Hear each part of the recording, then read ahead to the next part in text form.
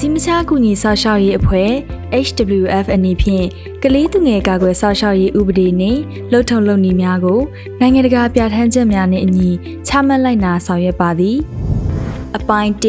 ကလေးသူငယ်ကာကွယ်ဆောက်ရှောက်ရေးကလေးသူငယ်ကာကွယ်ဆောက်ရှောက်ရေးဆိုသည်မှာကလေးများအားအကြမ်းဖက်မှုညှဉ်းပန်းနှိပ်စက်မှုခေါင်းပုံဖြတ်မှုနှင့်ရည်လျူရှုမှုတွေကနေအကာအကွယ်ပေးခြင်းနှင့်တုံ့ပြန်ဆောင်ရွက်ခြင်းကိုခေါ်ဆိုပါတယ်အသက်မတန်ဆွမ်းမှု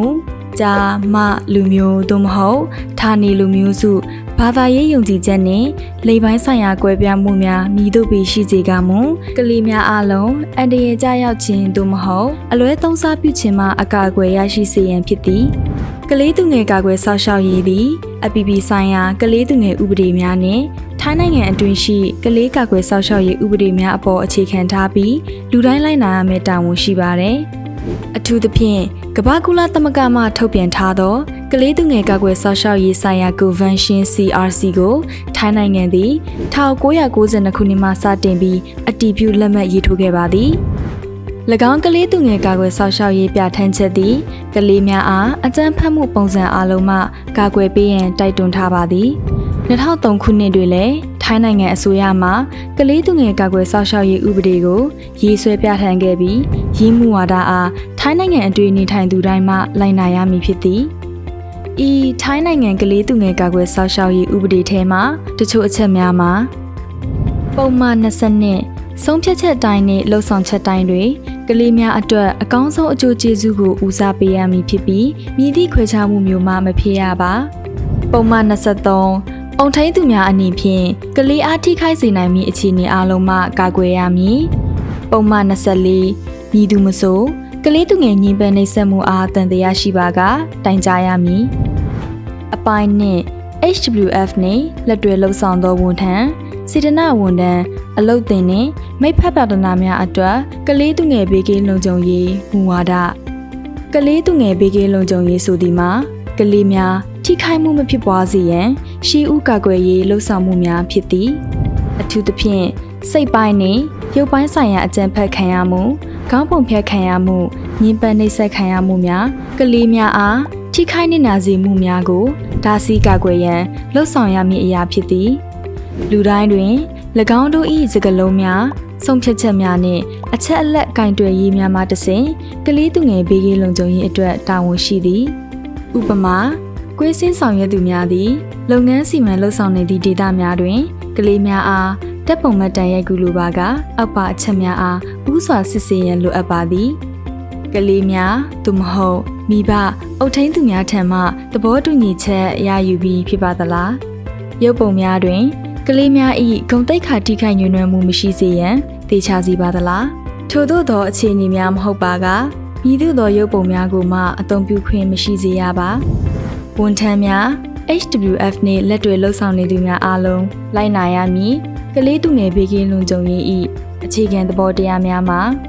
ကလေးများ၏လုံခြုံရေးနှင့်လူမှုဖူလုံရေးလုပ်ငန်းစဉ်များအရေးကြီးသည်ကိုမိမိတို့အနေဖြင့်လက်ခံထားပြီးကလေးများအနေနဲ့ကြာရောက်ခြင်းမှအကာအကွယ်ပေးနိုင်သောကြင်ကြံလှုပ်ဆောင်မှုများအတွက်ကတိကဝတ်ထားရှိရမည်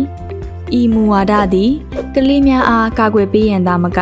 အလွဲသုံးစားပြုမှုများဖြစ်ပေါ်လာပါကသတင်းပို့တိုင်ကြားနိုင်စေရေးအတွက်ဝန်ထမ်းများစေတနာဝန်ထမ်းများနှင့်ပြင်ပမှလာရောက်လည်ပတ်သူများအားလုံးတို့ကိုလည်းအကူအညီများပေးအပ်သွားရန်ဖြစ်သည်အထူးသဖြင့် HWF သည်တိုင်ကြားချက်များအားလုံးကိုလျှို့ဝှက်ထားပေးမည်ဖြစ်ပြီးအပြုသဘောဆောင်သောစိတ်ဖြင့်တိုင်ကြားပါကတိုင်ကြားသူအားပြစ်မှုမရှိကြောင်းအာမခံသည် HWF နှင့်လက်တွဲလှုပ်ဆောင်နေသူများစောင့်ထိန်ရမည့်ကျင့်ဝတ်စည်းကမ်းများကလေးများနှင့်သက်ဆိုင်သည့်အချက်အလက်များအားလျှို့ဝှက်နံပါတ်ခံထားသောကွန်ပျူတာ USB spreadsheet ထဲတွင်တင်ဆက်ပါကလေးများ၏ဓာတ်ပုံကိုရေးအချက်အလက်များကိုသတင်းများ online post များတွင်အသုံးပြုလိုပါကမိဘသို့မဟုတ်သက်ဆိုင်ရာအုပ်ထိန်သူ၏သဘောတူညီချက်ရယူရန်လိုအပ်ပါသည်ထိခိုက်လွယ်သောလူအုပ်စုဥပမာဒုက္ခသည်များနှင့်အထောက်အထားမဲ့ကလေးများ၏ရုပ်ပုံများကိုအသုံးပြုလိုပါကမည်သူမည်ဝါဖြစ်ကြောင်းကိုမဖော်ပြမိစေရန်အတွက်၎င်းတို့၏မျက်နှာများကိုမထင်ရှားစေရန်ဖုံးကွယ်ထားပေးပါဝန်ထမ်းများအလုပ်သင်များစေတနာဝန်ထမ်းများနှင့်မိဖက်ပါဒနာများအနေဖြင့် digital platform များကိုတာဝန်ယူမှုရှိစွာအသုံးပြုရမည်ဖြစ်ပြီး online မှာတဆင့်ထိပါနောက်ဆက်ခြင်းထိခိုက်နစ်နာစေခြင်းသို့မဟုတ်ကလေးသူငယ်များနှင့်မလျော်ကန်သောဆက်သွယ်ပြောဆိုမှုများပြုလုပ်ခြင်းတို့ကိုလုံးဝမပြုလုပ်ရပါတစုံတဦးမှကလေးအားသို့မဟုတ်ထိခိုက်လွယ်သောလူအုပ်စုအားမသင့်လျော်သောစာနာမှုများပြုလုပ်နေသည်ကိုတွေ့ရှိပါကကျူးလွန်ခံရသူဖက်မှယက်တီ၍ပြောဆိုတိုင်ကြပါ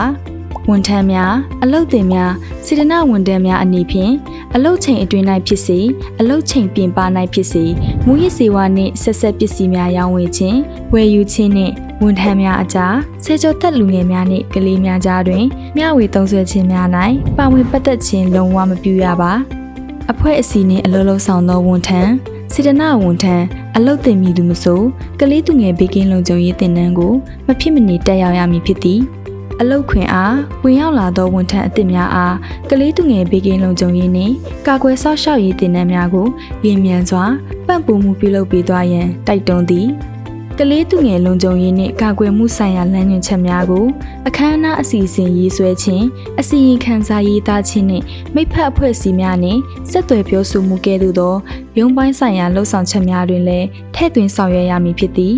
ကလေးများနှင့်ဆက်သွယ်ဆက်ဆံရန်လိုအပ်သောအချိန်များတွင်ကလေးသူငယ်ဘေးကင်းလုံခြုံရေးနှင့်ကာကွယ်ရေးဆိုင်ရာမူဝါဒများတတိပေးချက်များအားရှင်းလင်းစွာဖော်ပြထားသောအချက်အလက်စာရွက်စာတမ်းများကိုသက်ဆိုင်သူလူပုဂ္ဂိုလ်သို့မဟုတ်အဖွဲ့အစည်းများထံပေးပို့ညွှန်ကြားရမည်ကလေးသူငယ်ကာကွယ်စောင့်ရှောက်ရေးနှင့်ဘေးကင်းလုံခြုံရေးဆိုင်ရာချိုးဖောက်ခံရမှုများအကြမ်းဖက်မှုများတွေ့ရှိပါကနေစည်းမခြားကူညီစောင့်ရှောက်ရေးအဖွဲ့ HWF တို့အောက်ပါလိပ်စာများမှတဆင့်ဆက်သွယ်တိုင်ကြားနိုင်ပါသည်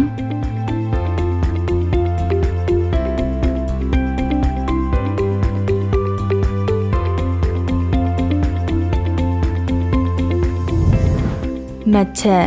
HWF သည်တိုင်ကြားချက်များအားလုံးကိုလျှို့ဝှက်ထားပေးမည်ဖြစ်ပြီးအပြုသဘောဆောင်သောစိတ်ဖြင့်တိုင်ကြားပါကတိုင်ကြားသူအားပြစ်မှုမရှိကြောင်းအာမခံသည်